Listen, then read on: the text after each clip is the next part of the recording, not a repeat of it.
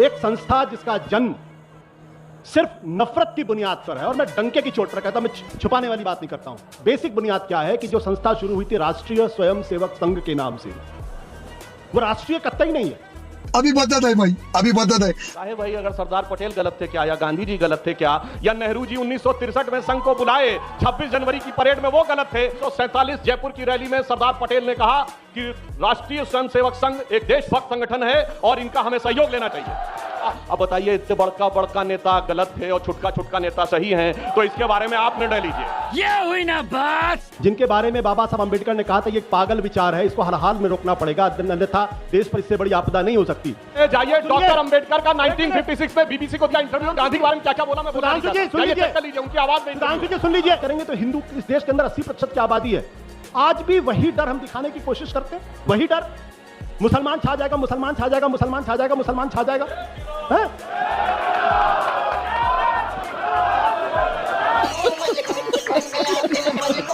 जिस तरीके से मुझको टारगेट करके गालियां दी जाती है, अगर मैं आपसे एक रिक्वेस्ट कर रही हूं आशुतोष जी, आपसे कह रहा हूं, आशुतोष जी आपकी लड़ाई थोड़ी ऑडियंस से, प्लीज सर, आपको लड़ने थोड़ी आए ऑडियंस से। हेलो दोस्तों, नमस्कार, जय जय श्री राम। दोस्तों, आज का एक और डिबेट वीडियो काफी धमाकेदार होने वाला है, क्योंकि आज के डिबेट में हमें देखने को मिलने वाले हैं बीजेपी पार्टी के प्रवक्ता सुधांशु त्रिवेदी, जो कि काफी ज्ञानवान माने जाते हैं, और दूसरी तरफ हमें देखने को मिलने वाले हैं आशुतोष। दोस्तों, आरएसएस और भ्रष्टाचार को लेके आज का ये डिबेट चल रहा था, जिसमें आशुतोष आरएसएस के ऊपर बहुत सारे सवाल दागते हैं और बहुत सारे आरोप भी लगाते हैं। फिर जब सुधांशु त्रिवेदी डिबेट में बोलना शुरू करते हैं तो सबसे पहले आशुतोष की बोलती बंद कर देते हैं और ऐसा जवाब देते हैं कि आशुतोष दोबारा अपना मुंह भी नहीं खोल पाते हैं, और वहां पे बैठी जनता भी खुश हो जाती है, और डिबेट में जनता का भी बहुत ही अच्छा रिएक्शन देखने को मिलने वाला है। तो आप लोगों से अनुरोध है, आज की इस डिबेट को आप लोग शुरू से लेके अंत तक पूरा देखिएगा, तभी आप सभी को यह पूरा डिबेट समझ में आने वाला है। और हाँ दोस्तों, वीडियो अगर आप लोगों को अच्छा लगेगा तो वीडियो को लाइक करिएगा, चैनल को हमारे सब्सक्राइब करिएगा। आइए आज की शानदार डिबेट को स्टार्ट करके देखते हैं। चलो भाई, देखो अब मैं क्या करता हूँ। संघ के 100 साल आपकी नजर में क्या है? बहुत ही मुश्किल सवाल है और बहुत ही आसान जवाब है इसका। देखिए, विचारों में मतभेद हो सकता है हमारे, लेकिन हमारे मेहमानों का सम्मान कीजिए। इसके साथ मैं कोई कॉम्प्रोमाइज नहीं मैं चूंकि अपने विचार से, अपनी सोच में लोकतांत्रिक हूं, इसलिए सारे विचारों को मैं पढ़ता भी हूं और उनको समझने की कोशिश करता हूं, नफरत नहीं करता। चल झूठा। आजकल एक नई टेंडेंसी निकली हुई है कि जो आपके विचारों से सहमत नहीं उसको नफरत करो, उसको गालियां दो, उसके घर वालों के बारे में भद्दी भद्दी टिप्पणियां करो। और आप टेलीविजन चैनल पर अक्सर देखते होंगे जिस तरीके से मुझको टारगेट करके गालियां दी जाती है। अगर मैं आपको अपना फोन दिखाऊं तो आपको पता चलेगा कितनी माँ बहन की गालियां मेरे घर वालों को दी जाती है। मैं वैसा नहीं हूं। वैसा इसलिए नहीं हूं क्योंकि मेरी ट्रेनिंग उन जगहों पे नहीं हुई है जहां नफरत करना सिखाया जाता। अब सुधांशु जी ने कहा सबके हित के भाव, पिछले 100 साल का संघ के संदर्भ में इससे बड़ा झूठ हो ही नहीं सकता। एक संस्था जिसका जन्म सिर्फ नफरत की बुनियाद पर है, और मैं डंके की चोट पर कहता हूं, मैं छुपाने वाली बात नहीं करता हूं। वो कहे हम सबके हित की भाव की बात करते हैं। अभी मोहन भागवत जी का स्टेटमेंट है 2 साल पहले, अगर आप उसको पढ़ लेंगे तो आपको समझ में आ जाएगा। मैं उतनी गहरी उसमें जाना ही नहीं चाहता। बेसिक बुनियाद क्या है कि जो संस्था शुरू हुई थी राष्ट्रीय स्वयंसेवक संघ के नाम से, वो राष्ट्रीय कतई नहीं है, क्योंकि उसका जो राष्ट्र है, उसका जो राष्ट्रवाद है, उसमें सिर्फ इस समाज के सिर्फ 20% लोगों की हिस्सेदारी है। उसमें हिंदुस्तान के मुसलमानों के लिए जगह नहीं है, उसमें हिंदुस्तान के ईसाइयों के लिए जगह नहीं है, उसमें हिंदुस्तान के पिछड़े और दलितों के लिए भी जगह नहीं है। ये इस देश का इतनी बड़ी ट्रेजेडी है, क्योंकि इसी भाव की वजह से कि इस देश में 2 विचारधारा के लोग रहते हैं, इस देश में 2 राष्ट्र के लोग रहते हैं, जिसकी वजह से भारत का बंटवारा हुआ है, और कोई कारण नहीं था। धर्म के आधार पे जब आप 2 राष्ट्र बताने की कोशिश करने लगते हैं, जब 2 नेशन थियरी की बात करते हैं, तब देश में सबको साथ लेके आप नहीं चलते। ये सबका साथ सबका विकास की बातें अगर है तो फिर क्यों चुनाव के दौरान आप कहते हैं कि शरिया कानून लागू हो जाएगा? अरे अब 70 साल हो गए इस मुल्क के अंदर। अगर आप प्रैक्टिकली बात करेंगे तो हिंदू इस देश के अंदर 80% की आबादी है। आज भी वही डर हम दिखाने की कोशिश करते हैं, वही डर, मुसलमान छा जाएगा, मुसलमान छा जाएगा, मुसलमान छा जाएगा, मुसलमान छा जाएगा, है?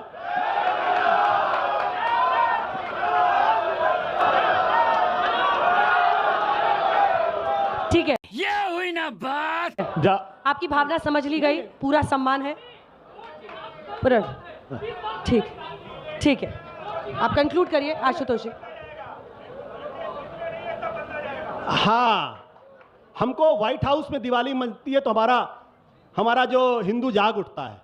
हमको इस देश के अंदर जब गरीब दिवाली मनाता तो हमारा, बेस को सुनिए, इस देश के अंदर अगर 2014 में भारतीय जनता पार्टी की सरकार बहुमत से बनी है तो उस लोकतंत्र के रास्ते से बनी है, जिस लोकतंत्र की नींव इस देश के अंदर पंडित जवाहरलाल नेहरू, डॉक्टर राजेंद्र प्रसाद, सरदार पटेल और महात्मा गांधी की प्रेरणा से बनी है। अगर इस देश के अंदर भी पाकिस्तान जैसे हालात पैदा करना चाहते हैं तो इस देश के अंदर लोकतंत्र नहीं होता और बीजेपी की सरकार कभी नहीं बनती इसमें। इसलिए इस बात को कभी भूलिए मत कि हमारे पुरखों ने जो कुर्बानियां दी हैं, आज़ादी की लड़ाई में जो सेक्रीफाइस किया है, उसमें एक संघ के आदमी का नाम नहीं, नॉट वन, गारंटी कहता हूं, सिर्फ केशव बलीराम हेडगेवार का जिक्र है जिन्होंने 1930 के अंदर जेल गए थे। न गोलवलकर कभी जेल गए, न कभी श्यामा प्रसाद मुखर्जी कभी जेल गए, और संघ का एक भी आदमी कभी जेल नहीं गया। आज ये राष्ट्रवाद की बात करते हैं, आज ये राष्ट्रवाद की बात करते हैं। अगर इतनी भगत सिंह चंद्रशेखर आजाद पे हमें गर्व है, मुझे गोलवलकर और हेडगेवार पे गर्व नहीं है और कभी गर्व नहीं होगा। चलिए ठीक है, आप जवाब दे दीजिए, फिर मैं विजय जी के पास जाऊंगी। मैं जवाब बहुत सारे प्रश्न उठे हैं सबका, बहुत सारे प्रश्न, लेकिन एक बुनियादी सवाल है वो गुम ना हो जाए।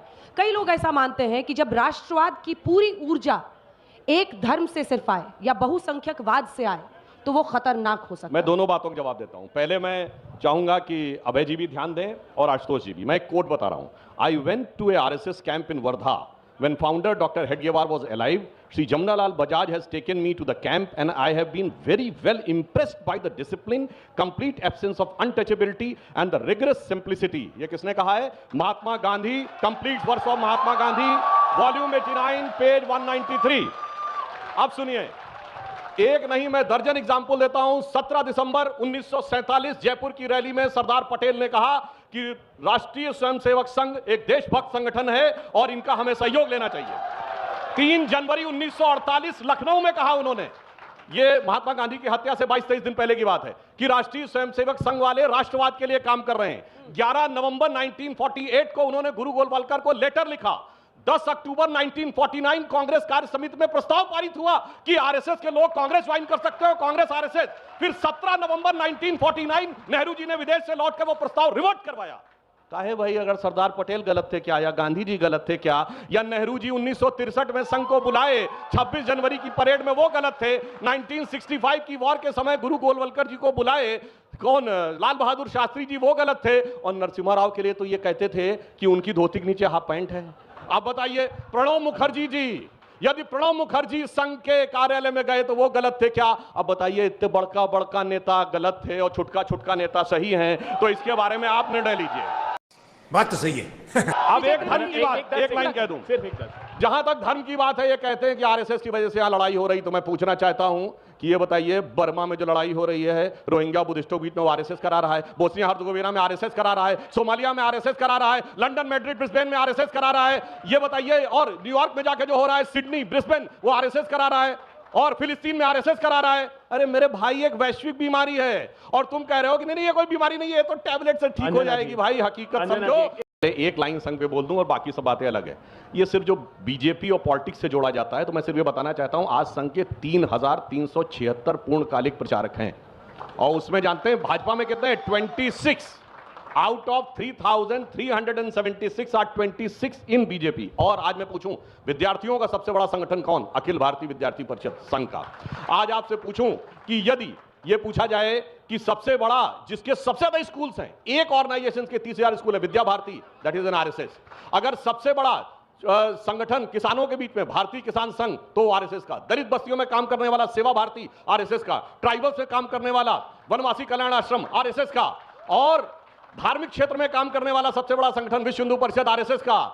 इसलिए मैं भारत के भारत की का नाम नहीं अस्मिता लिया की तरफ से आपने एक लाइन- बीजेपी का नाम नहीं लिया। अब बीजेपी, अरे सुनिए, बीजेपी से मैं संघ के रिश्तों, बस एक पंक्ति कह देता हूं, साहित्य का समय ना। तू ये कहता है कि रिश्तों की दुहाई देंगे, अरे गौर से देख, हर चेहरे में दिखाई देंगे। तू ये कहता है कि रिश्तों की दुहाई देंगे, गौर से देख, हर चेहरे में दिखाई देंगे, और हम तो महसूस किए जाते हैं खुशबू की तरह, कोई शोर नहीं है जो सुनाई देंगे। क्या बात है सर, क्या बात है सर। जिनके बारे में बाबा साहब अंबेडकर ने कहा था ये एक पागल विचार है, इसको हर हाल में रोकना पड़ेगा, अन्यथा देश पर इससे बड़ी आपदा नहीं हो सकती।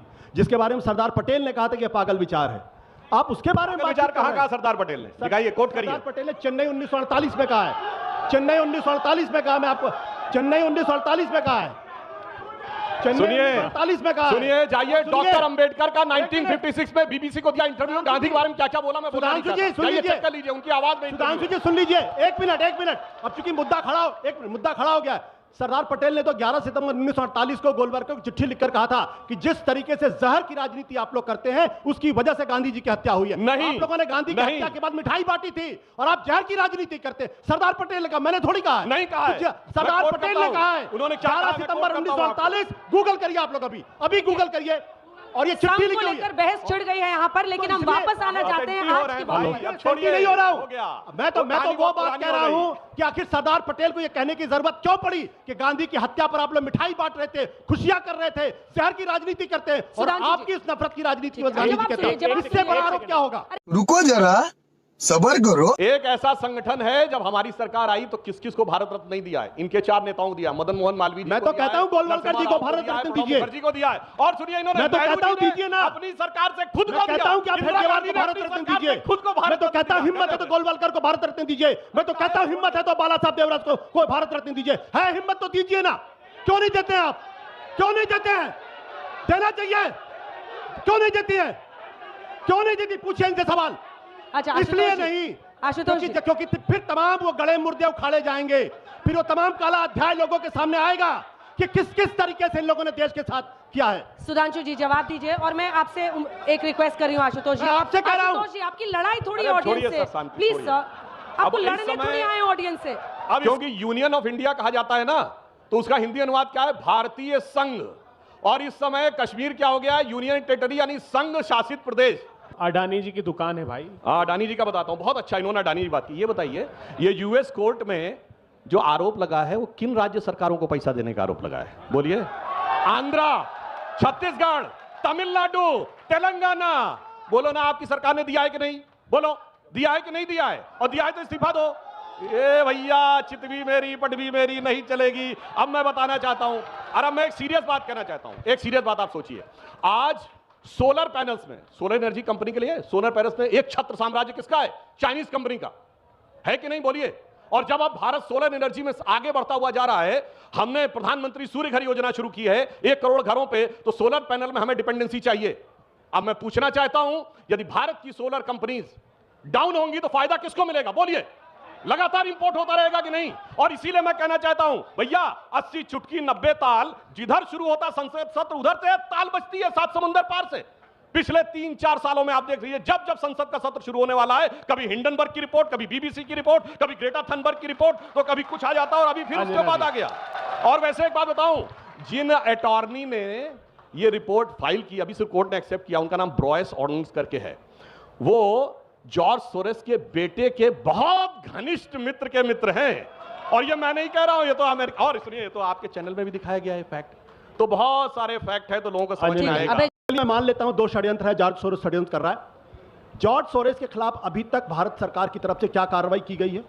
क्या इंटरपोल से कहा गया कि रेड कॉर्नर नोटिस जारी करिए? यह आदमी भारत के खिलाफ षड्यंत्र करा, भारत के तोड़ने के षड्यंत्र शामिल है? क्या अभी तक रेड कॉर्नर नोटिस के लिए किया गया? क्या किसी अंतर्राष्ट्रीय इंटरनेशनल कोर्ट ऑफ जस्टिस में जाने की कोशिश की गई? क्यों नहीं की गई? और नहीं तो कम से कम देश के अंदर आप सीबीआई की जांच कराइए। और तमाम लोग जो जॉर्ज सोरेस के इशारे पर देश में षड्यंत्र करते हैं, उनकी पहचान होनी चाहिए, और उन सारे लोगों को कहीं नहीं इंडिया गेट पे फांसी की सजा खुलेआम दी जानी चाहिए। क्योंकि जो देश के साथ षड्यंत्र कर रहा है, उसको देश में रहने का कोई अधिकार नहीं। क्यों नहीं उस पर आज तक जांच? दिल्ली पुलिस को अमेरिका भेजिए आप जल्दी से। दूसरी बात सुन लीजिए, एक जांच कराइए सुधांशु जी। सुन लीजिए, नहीं, ये आप बात बार रोते रहेंगे और फिर बोलेंगे कि इतना रिटेल इन्वेस्टर का पैसा डूबता है ना सुधांशु जी। एक मिनट और मैं कहना चाह रहा हूं। चलिए मान लीजिए कि राज्य सरकारों ने घूस देना और घूस लेना दोनों अपराध है। अगर दोनों ही अपराध है, राज्य सरकारें अगर घूस ले रही हैं तो केंद्र सरकार के हाथ को किसने बांध रखा है? अरे जाइए जगन मोहन रेड्डी को पकड़ के उठा के लाइए और बांधिए और पूछिए।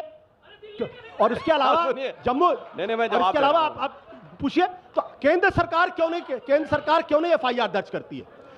और एक मिनट, ये मामला बहुत संवेदनशील इसलिए है क्योंकि जो सेकी नाम की संस्था है वो भारत सरकार की कंपनी है और उसकी तरफ से अडानी डील कर रहे हैं राज्य सरकारों के साथ से, तो इसका मतलब ये है कि सेकी की भूमिका भी संदिग्ध है।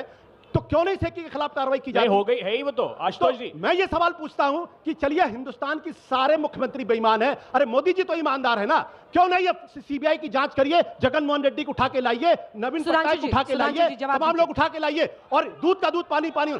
अभी बदत है भाई, अभी बदत है। तर्क दिया है आशुतोष जी ने, मैं अभिभूत हो गया। क्या बुद्धिजीवी हैं साहब। मतलब बहुत राहुल शुक्रिया गांधी कह रहे हैं जिनकी सरकारें हैं कि भ्रष्टाचार हुआ है, भाई तू अपनी सरकार से अपने राज्य में एफआईआर न दर्ज करा, हम तो कह रहे हैं नहीं हुआ है, तो कह रहे हैं आप करवाइए। मतलब गजब है साहब।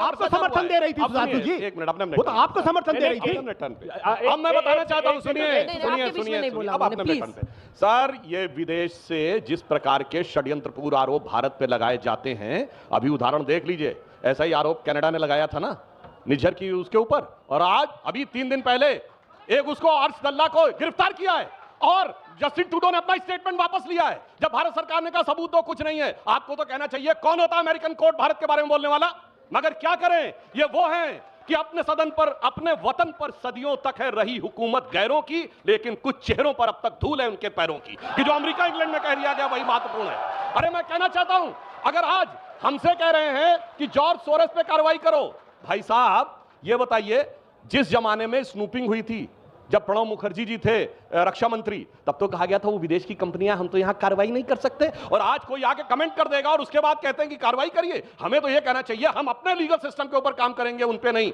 खैर, मगर मैं ये भी आपको बताना चाहता हूं, जिन सरकारों के ऊपर आरोप लगा है और इन्होंने कहा अडानी जी ने बहुत पैसा कमाया, बताइए सबसे बड़ा सोलर का प्रोजेक्ट 60,000 करोड़ का राजस्थान की गहलोत सरकार ने दिया।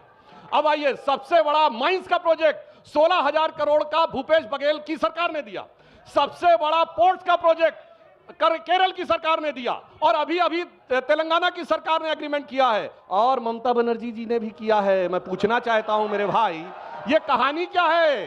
दिल्ली में बैठ के अडानी अडानी चिल्लाना है, फिर जयपुर में, हैदराबाद में और रायपुर में खटाखट खटाखट खटाखट इन्वेस्ट अंदर लेना है, ये मेरी समझ से बाहर है मेरे भाई।